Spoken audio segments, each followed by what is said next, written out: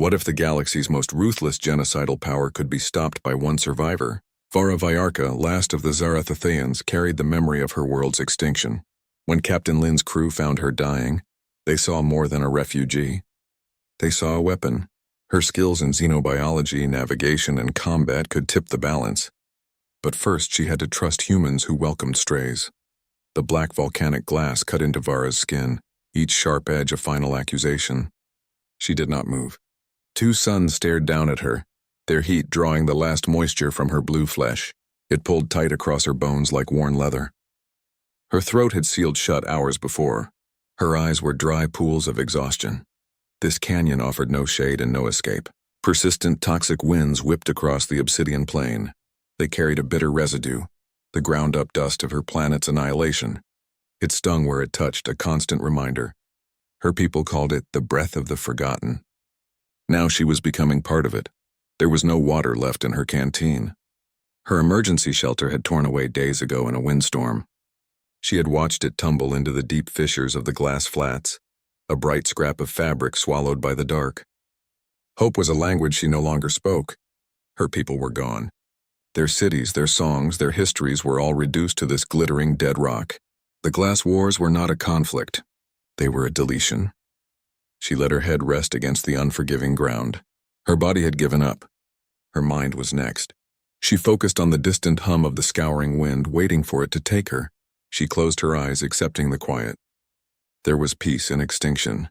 Then the sky caught fire. A plasma blast split the canyon, silent and brilliant. It tore a white-hot line through the haze directly overhead. A shadow moved against the light, a sharp silhouette dropping fast. Vara flinched, a final instinct, but her limbs were too heavy to lift. A human figure landed hard beside her, boots crunching on the glass. The suit was scarred and military-grade, painted in the colors of deep space grit. A mirrored visor hid their face. They moved without hesitation, kneeling, hooked hands sliding under her arms. The grip was firm, practiced. They dragged her across the razor-sharp terrain. Shards scraped against her back, but the suit's material protected her rescuer. Her vision swam, the twin suns blurring into a single molten star. She was hauled into the sudden cool shade of a landed dropship. The figure retracted their helmet. A woman's face, hard-lined and weary, looked down at her. Fine scars traced her temple. Her eyes were the color of glacial ice. She ran a scanner over Vera's limp form. The woman spoke, her voice raspy from filtered air and command. "I'm Captain Lin." The scanner beeped. "You're dehydrated. Severe mineral toxicity. Your species wasn't on our charts." She paused, studying the readout. "But your vitals are still fighting. That makes you a survivor. And on my ship, that's all the credentials you need." She sealed the dropship hatch. The engines whined, lifting them away from the obsidian tomb. Vara watched the black glass world fall away. The last Zarathian had met her first human. The air aboard the Lich had a chemical tang, a mix of ozone and old filters. It was cold. Harsh lights ran along the ceiling in unbroken lines. Captain Lin laid the survivor on a medical pallet. It hummed to life, glowing beneath the alien's still form. Lin ran a handheld scanner down the length of her body. The device emitted a low, steady pulse. The crew stood in a loose half-circle. Their weapons were not holstered. Grips were firm, barrels pointed at the deck, but fingers rested near triggers. They watched.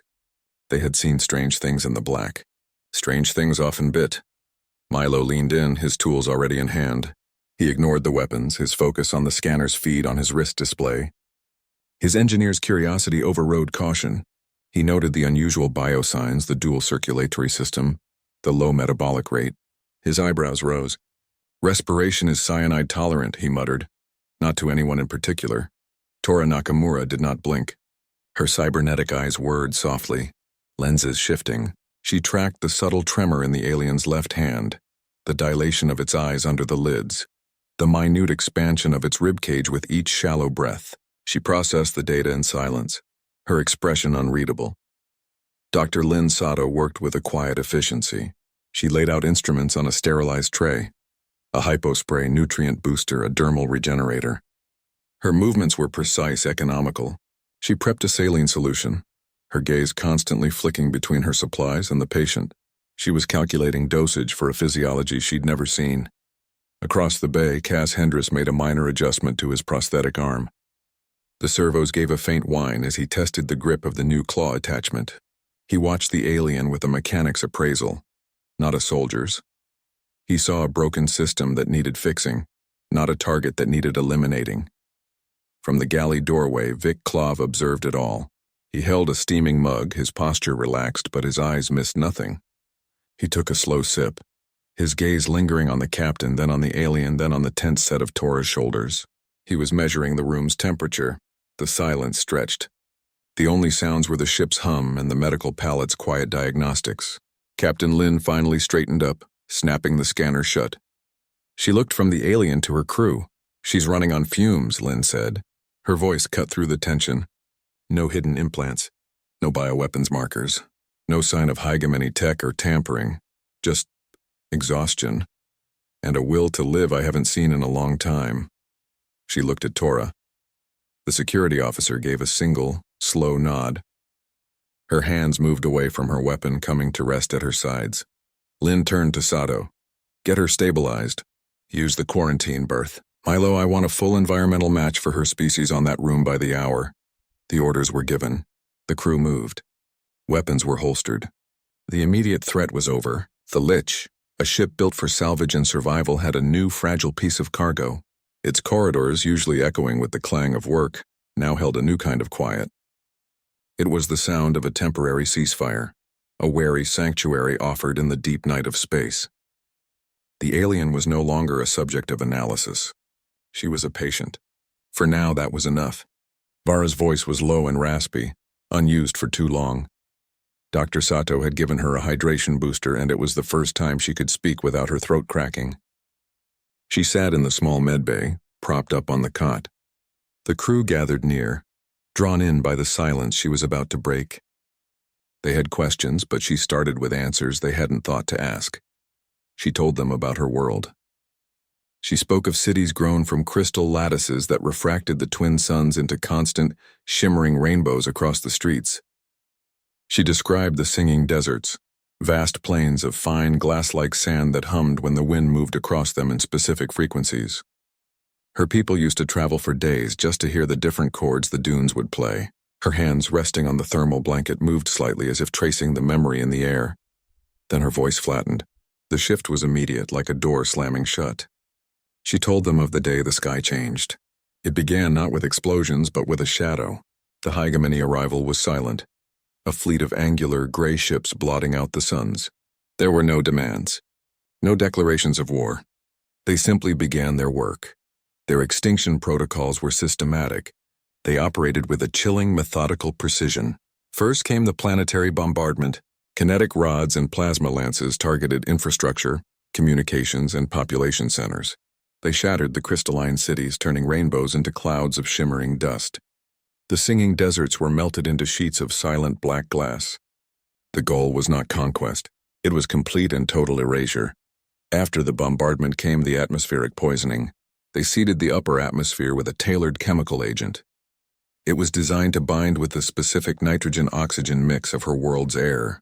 It didn't kill quickly. It induced a slow, agonizing cellular breakdown in her species. It targeted the respiratory and nervous systems, turning the body against itself. The survivors of the initial attack then faced a slower, more insidious death. The planet itself was made toxic to them. The glass wars were a misnomer. There were no battles, no heroic last stands.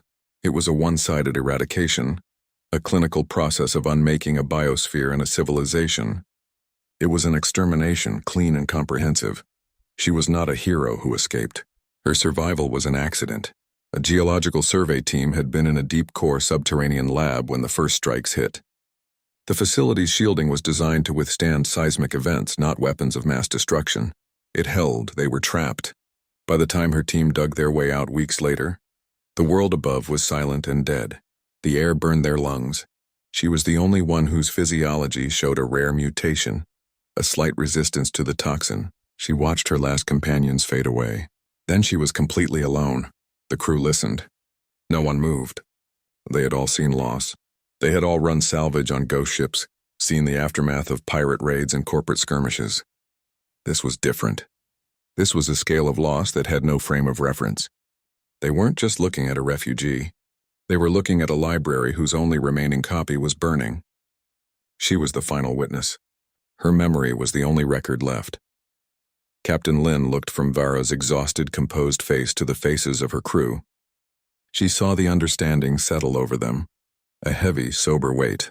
Their ship was no longer just a vessel. It had become an archive. They were now the carriers of a ghost, the sole custodians of a story that an entire empire had tried to delete. The responsibility was absolute, and it changed the air in the room. Captain Lin leaned against a bulkhead, arms crossed. The medbay lights cast sharp lines across her face. She looked at Vara, who was sitting upright now. The thermal blanket pooled around her waist. The silence was heavy, practical. Sympathy didn't pressurize the ship's air filters. Good intentions didn't power the engines. "You're stable," Lin stated. Her tone was level, devoid of judgment. It was a simple fact. But stable isn't a job.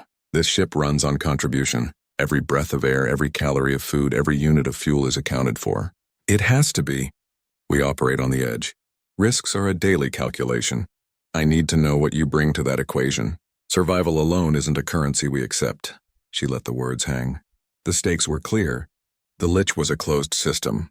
Another mouth to feed, another body to protect, another potential liability in a firefight. These were not small things. They were the difference between living another cycle and becoming another piece of salvage drifting in the void. The crew watched, their expressions neutral. They all knew the math. Vara met the captain's gaze. Her own eyes, large and dark, held no pleading. There was no attempt to leverage her tragedy. She sat a little straighter, her posture shifting from patient to applicant.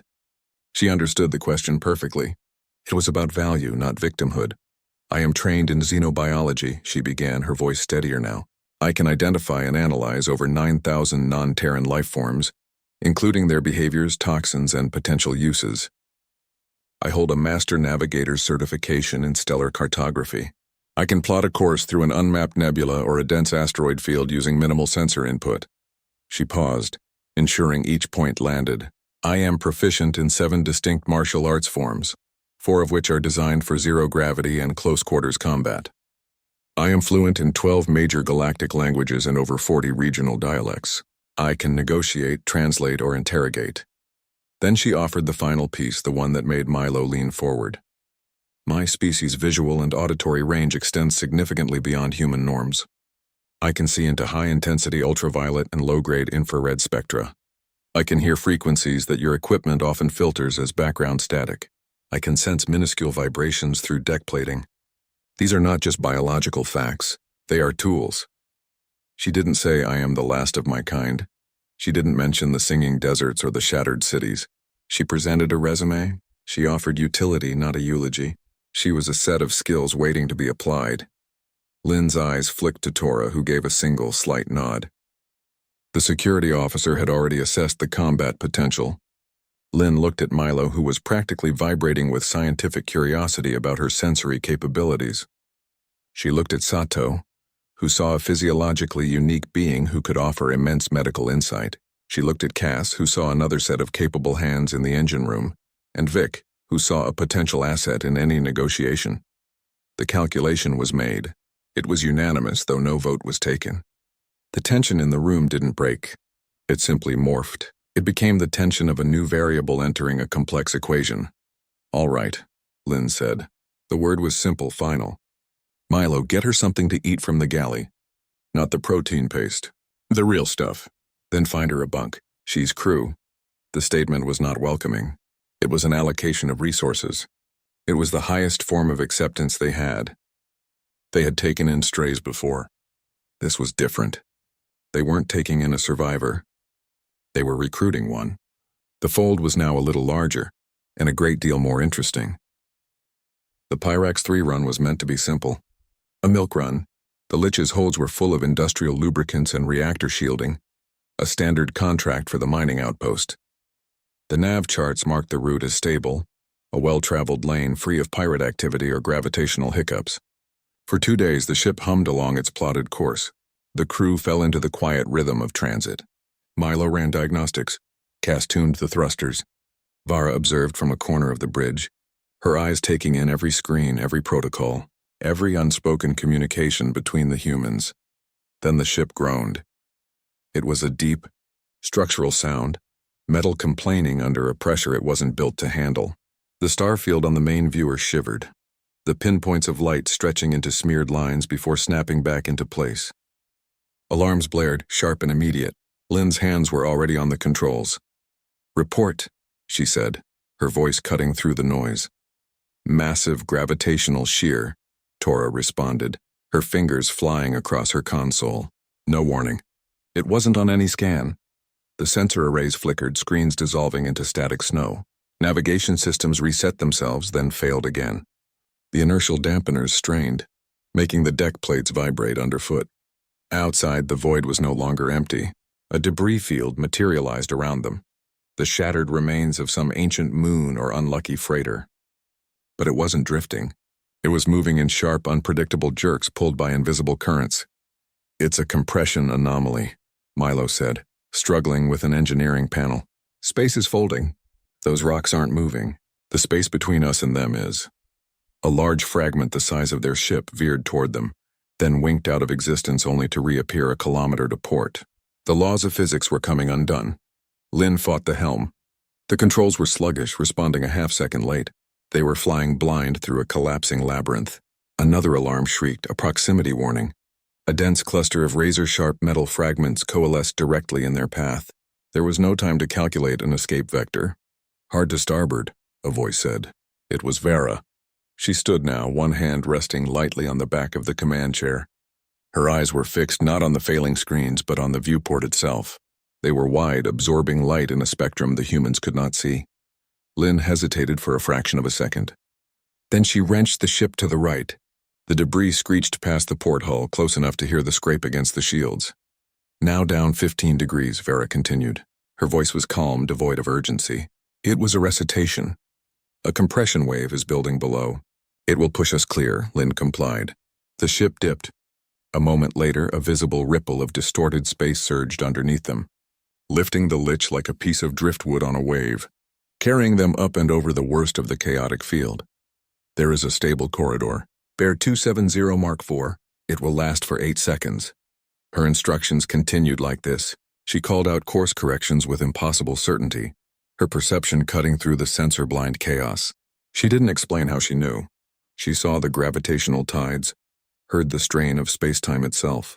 She navigated the folds and tears in reality, as another might navigate a familiar street. The crew followed her guidance without question now. The bridge was silent except for her soft commands and the sounds of the ship obeying. After several tense minutes, the star field on the view screen stabilized. The groaning of the hull ceased. The alarms fell silent one by one. They were through. Lynn slowly released her death grip on the controls. Her knuckles were white. She turned her chair and looked at Vara, who had resumed her silent observation post. The alien's strange eyes were still, the intense focus gone. She had just saved the ship using senses they could not comprehend. Her worth was no longer theoretical. It was etched into their survival. The quiet on the bridge was different now. It was the quiet of respect earned in fire. Tannic Dorhan waited for them in the loading bay of Pyrax 3. The air was thick with the smell of recycled oxygen and cold metal. His posture was that of a busy administrator, a man with a dozen contracts to oversee. He held a data slate ready to confirm their delivery. The water tanks sat between them, a straightforward exchange of goods for credit. Standard terms. A simple transaction, but the details told a different story. The man's face was a patchwork of cybernetic enhancements. A silver filigree of cooling veins traced his temple, and one eye glowed with a faint red lens. The tech was high-end, military-grade, but it was layered over a face that was aging poorly. His skin had a papery, stretched quality. Fine lines webbed around his natural eye, and his lips were thin and bloodless. When he reached out to take the offered data slate from Lynn, his hand trembled slightly. He curled his fingers into a fist, hiding the shake. Lynn's own slate remained active on her wrist. With a subtle tap, she routed a secondary scan through the station's open network. Pulling up his public shipping manifests, the data streamed silently. His company, Dorhan Logistics, ran a tight operation. The routes were efficient, the profits good. But listed among the standard cargo runs were regular scheduled deliveries to hegemony outposts. Not weapons or soldiers. The manifest showed industrial solvents, fusion core components, atmospheric processors, the mundane essential supplies that kept a war machine, or an extermination campaign, functioning smoothly. He was a cog in their logistics chain. He profited from their efficiency. Lynn kept her voice neutral. You run supplies to the Gamma Sector outposts. It wasn't a question. Dorhan's good eye flickered. He gave a tight professional smile. We service many clients. The Hygamini pay on time. Their credit is good. In my business, that's what matters. He said it like it was the most reasonable thing in the world. It was the logic of a spreadsheet devoid of conscience. Their credit is good, Lynn repeated, her tone flat. She looked past him at the grimy bay walls, then back at his face. They're thorough payers. I've seen their work. She let the implication hang in the cold air between them. She wasn't accusing him. She was stating a fact he already knew and had chosen to ignore. This man wasn't a soldier. He was a businessman. He facilitated genocide because it was a stable, profitable market. That moral ambiguity made him far more dangerous than any fanatic. A fanatic had beliefs. This man had a price. He shifted his weight, the movement uncomfortable. The transaction was complete. The credits were transferred. The contract was fulfilled. Lynn gave a short, sharp nod. Pleasure doing business, she said, the words empty of any warmth. She turned and led her crew back toward the lich. Behind them, Dorhan stood alone by his new water tanks, a respectable merchant in a stained jumpsuit. Once the airlock cycled shut, Lynn turned to Tora. Log his face, his ship signatures, his company codes. Mark him as compromised. High risk. Tora nodded, her fingers already moving on her wrist console. The man was now a file in their database. A potential lead, a possible threat, a reminder. The encounter was over, but the lesson remained. The galaxy's evil was not always a fleet of warships. Sometimes it was a businessman with a shaky hand, making a decent living by helping monsters wash their hands. Vara stood in the center of the Lich's command deck. She did not use the main viewer. Instead, she interfaced a crystalline data chip recovered from the deepest vault of her ruined world directly into the ship's computer. The screen remained dark for a moment. Then schematics began to flow. Cold, clean lines of data, weapon profiles, and planetary maps bloomed across the display. Her voice was a flat, steady recitation of facts she had carried alone for too long. The intelligence was not conjecture. It was operational. The Hygamini were not developing extinction protocols. They were actively testing them. The process was systematic, a continuous cycle of refinement. The destruction of her world was not an endpoint. It was a data point. They logged atmospheric decay rates, species mortality curves, structural collapse models. Her planet's death was a field test, its results now being applied elsewhere. Lynn's crew watched, their faces hardening line by line. The data stream identified multiple worlds already in the targeting queue. They were not military strongholds or political capitals. They were minor colonies, outposts on the edge of known space. Their populations were small, their defenses minimal. They were ideal test subjects. The scale of it was clinical, impersonal. Each world was assigned a case number, a projected resource expenditure, and a timeline for total biosphere termination. Project Null was the operational name. It was not a whispered rumor in dark corners. It was official policy, buried in budgetary reports and logistics schedules. It was a line item. The documents described planetary sterilization in the same dry language used for fleet deployments or infrastructure projects. The goal was a sterile galaxy, and they were building the tools to achieve it with relentless efficiency. Genocide, for the Hygamini, was an industrial process. They approached it with the same mindset as mining an asteroid belt or constructing a space station. It was a problem of logistics, engineering, and scalable solutions. They had optimized every step, from initial atmospheric seeding to the final silence. The horror was in the bureaucracy of it, the clean flowcharts that ended in total silence. The final list scrolled into view. 30 inhabited star systems, not outposts, full systems with populated worlds, orbital colonies, trading hubs, billions of lives. Each entry had a status marker. Some were listed as primary targets.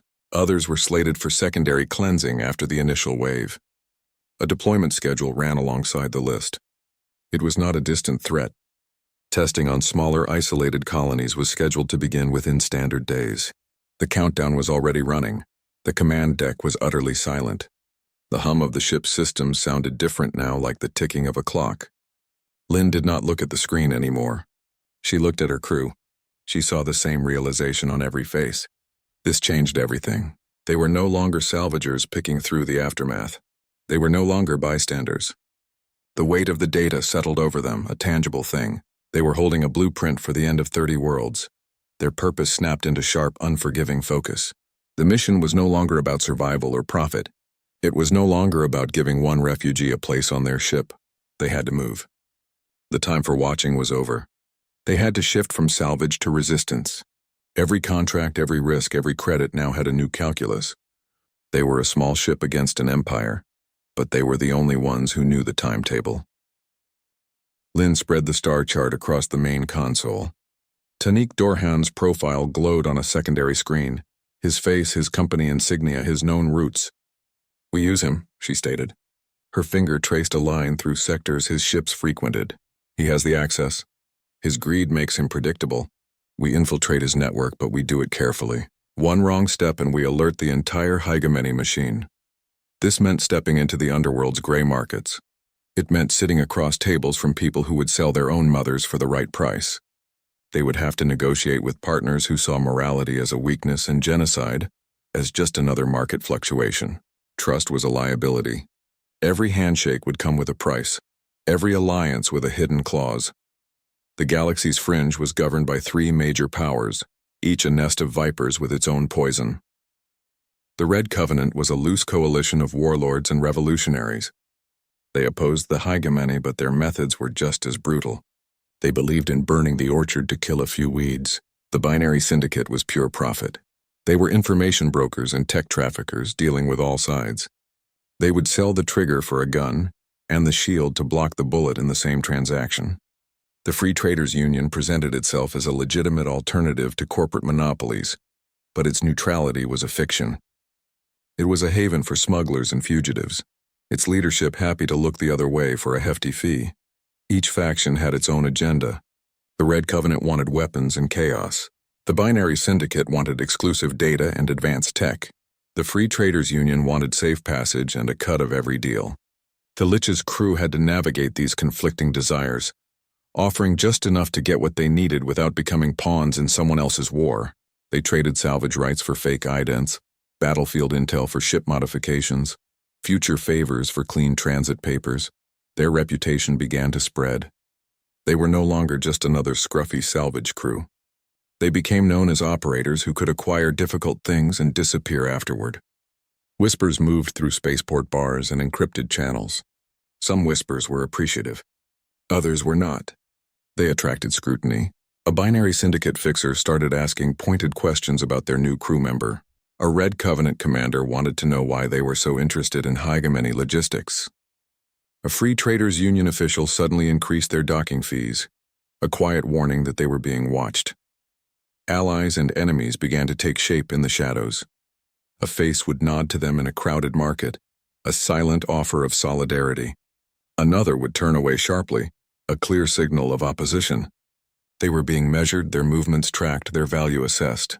They were playing a dangerous game on a board they didn't control. The breakthrough came from the Binary Syndicate. The price was high. The full sensor logs from the gravitational anomaly they had survived. In exchange, they received coordinates to a derelict hegemony scout ship. It had been captured by pirates. Its crew executed, then abandoned after a system-wide scramble drove the raiders off. It was called the Wraith. They found it drifting in a debris field, its sleek angular form looking like a shard of night.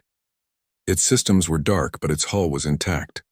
Boarding was a tense, silent operation. They swept its empty corridors, finding only the echoes of its dead crew. Milo and Cass worked for 2 days, bypassing encrypted systems and rerouting power. The engines flared to life with a low thrum. The Wraith was fast, equipped with advanced sensor scrambling tech and a low-emission drive. It was a ghost. It could slip through patrols and monitoring stations unseen. It was the perfect tool for their next move. They towed it to a hidden asteroid base, a new operational hub. The Lich would remain their home, their heart. The Wraith would be their knife in the dark. The plan was no longer theoretical. They had the means. The infiltration was now operational. The Wraith drifted into the Alpha facility's shadow. The station was a vast geometric structure of muted gray alloy. No running lights, no viewports. It hung in the void like a clenched fist, utterly silent. Its surface was smooth, unbroken, giving no hint of the work done inside. The silence was a presence. It felt less like a place of science and more like a tomb waiting to be filled. Their forged credentials were a work of art, purchased at great cost from a binary syndicate data forger. They transmitted the codes. A long moment passed. Then a single small hangar door slid open without a sound, a dark mouth in the sterile gray face. The Wraith moved inside. The door sealed behind them. The air in the hangar was cold and smelled of chemicals used to sterilize instruments. The emptiness was complete. No greeting party, no drones. Just the hum of powerful systems operating somewhere deep within the walls. They moved out in a tight formation, weapons low. The corridors were wide, lit by a flat, shadowless white light. There were no signs, no labels on the identical doors. The walls seemed to absorb sound. Their footsteps were the only noise, and even those felt muted. Red sensor dots appeared on their chests and foreheads. Small apertures had opened in the ceiling. Automated turrets tracked their progress down the hallway. They did not fire. Their forged ident codes were holding for now. The dots followed them like unblinking eyes, a constant, silent threat. The system was watching, evaluating its patience finite. They found a control room. It was empty. Consoles lined the walls, screens dark. Tora interfaced with a terminal. The main holographic display flickered to life in the center of the room. It did not show a single facility. It showed a web. 6 identical stations, each marked with a cold alphanumeric designation, were plotted across a sector map. Lines connected them to a central command node deep in Hegemony core space. The scale of the operation was laid bare. This was not a lone outpost. It was a network, a distributed engine of death. Data streams began populating the display. Testing schedules scrolled past, listing colony designations and proposed atmospheric agent combinations. Deployment timelines showed countdowns measured in standard days, not months or years. The process was methodical, relentless. A schedule for the end of worlds, they moved deeper. The facility's internal gravity fluctuated in sections, switching off without warning for maintenance or experimental zones. The team's magnetic boots kept them anchored, but movement was clumsy, slow. Then Vara pushed off from a wall. She did not fight the zero gravity. She flowed through it. Her training took over. She moved with an unnatural grace, spinning, redirecting, using handholds the humans hadn't seen to pull them forward. She was a guide in the weightless dark, her alien physiology turning a hindrance into their greatest asset. She led them through service ducts and across vast, empty reactor chambers where one wrong move would send them drifting helplessly. They became ghosts in the machine, a silent anomaly in the facility's perfect order. They avoided the few live personnel they saw, techs in clean suits who never looked up from their work. The team was a shadow, a blur on the edge of a security feed, a figure that was gone before the system could finish its analysis. They reached the core. The door was a slab of reinforced alloy marked with warnings in a dozen languages. Milo attached a bypass unit. It took 90 seconds. The door hissed open. The room beyond was small, dominated by a central column pulsing with internal light. Data conduits snaked into the floor and ceiling. This was the heart, the archive of horrors. Lynn inserted the data spike. A progress bar appeared on her wrist display.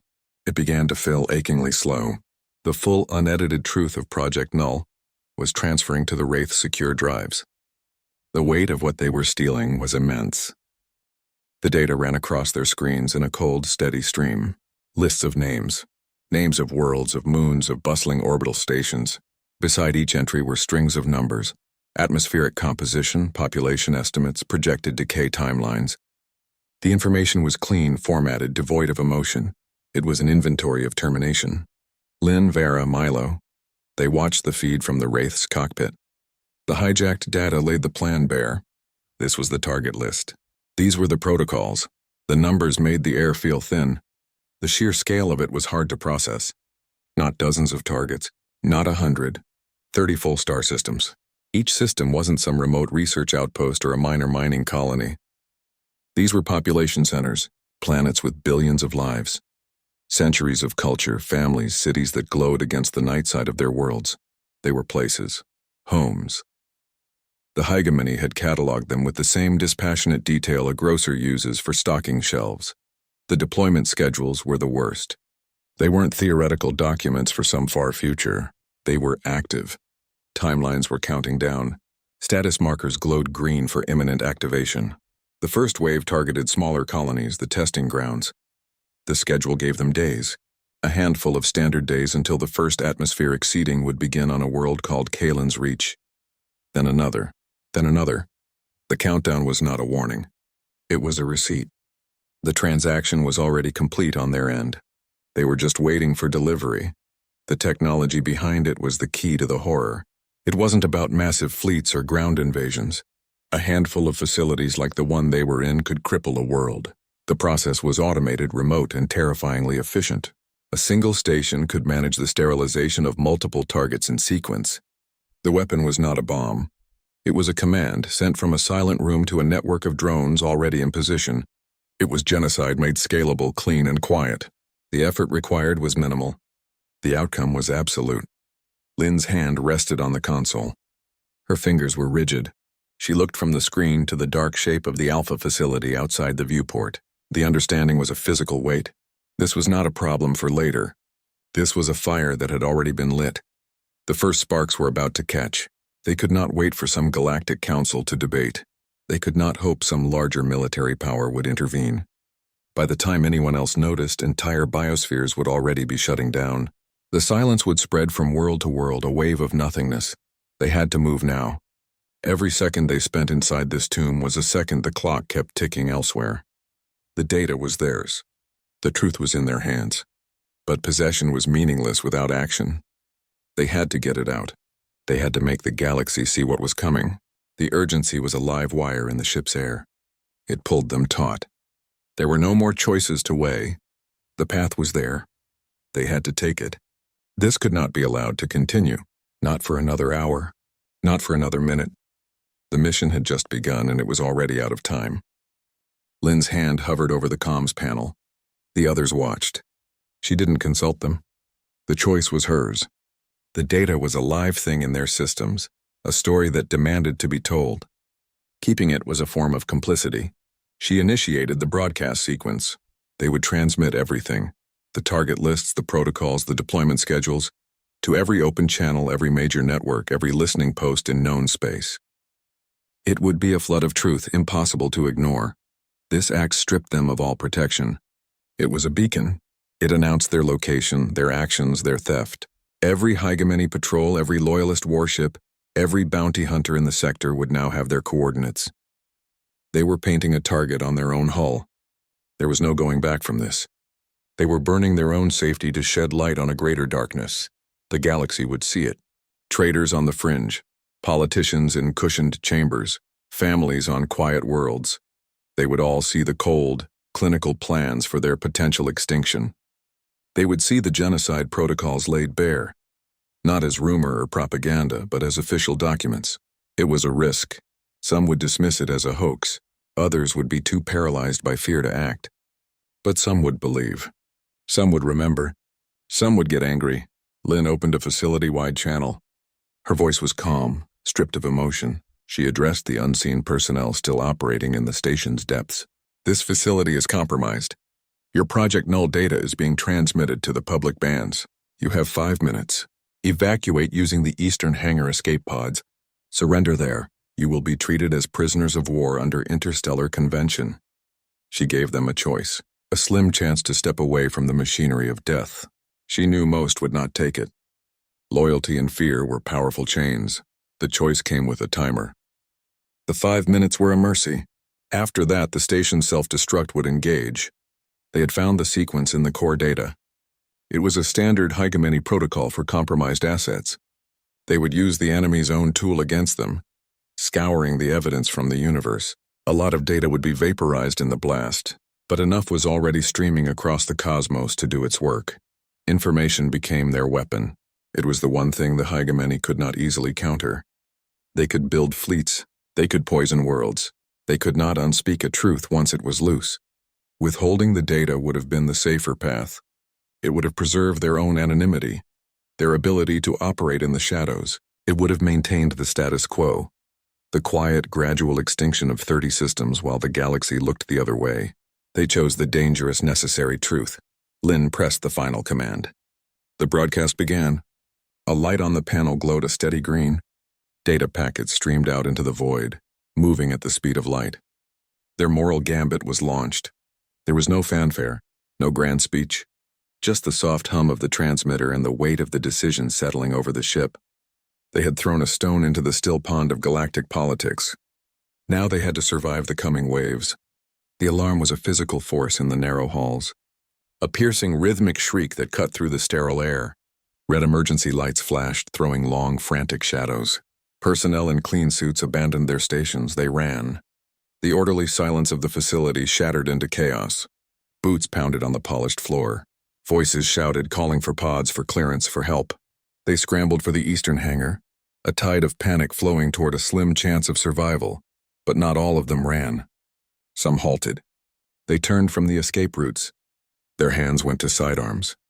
These were not scientists. They were security, implanted with loyalty codes deeper than fear. They chose to fight. They took up defensive positions behind reinforced consoles and at corridor intersections. Their weapons came up, targeting the team retreating toward the Wraith. The facility's automated defenses woke up. Panels slid open in the walls and ceiling. Turret barrels emerged, spinning up with a high-pitched whine, targeting lasers painted red dots on chests and helmets. The air filled with the sizzle of energy fire. Bolts of plasma scorched the walls where a head had been a second before.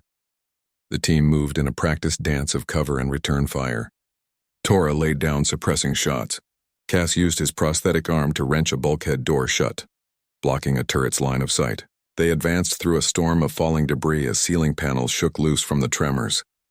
A deep, resonant vibration began. It started in the deck plates and climbed into their bones. The self-destruct sequence. A synthesized voice echoed through the din, calm and final. It counted down the minutes. The facility was methodically ending itself. Each number was a hammer falling. The tremors grew stronger. Conduits overhead burst, spraying coolant and sparks.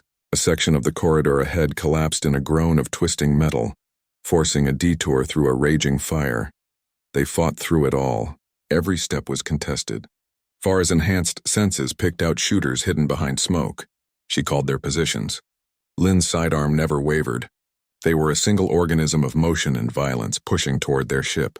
Behind them, deep within the core, the primary data servers began to melt down.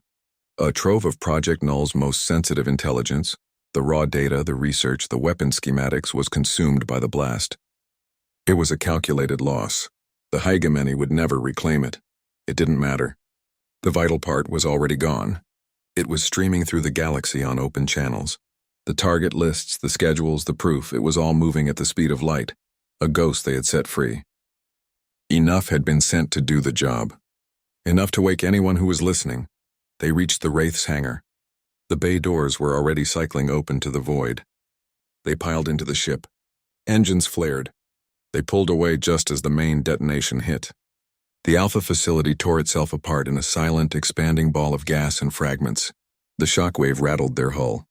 They navigated the debris field, a cloud of shattered metal and frozen coolant. The truth was not in that ruin anymore. It was public property now. It belonged to everyone.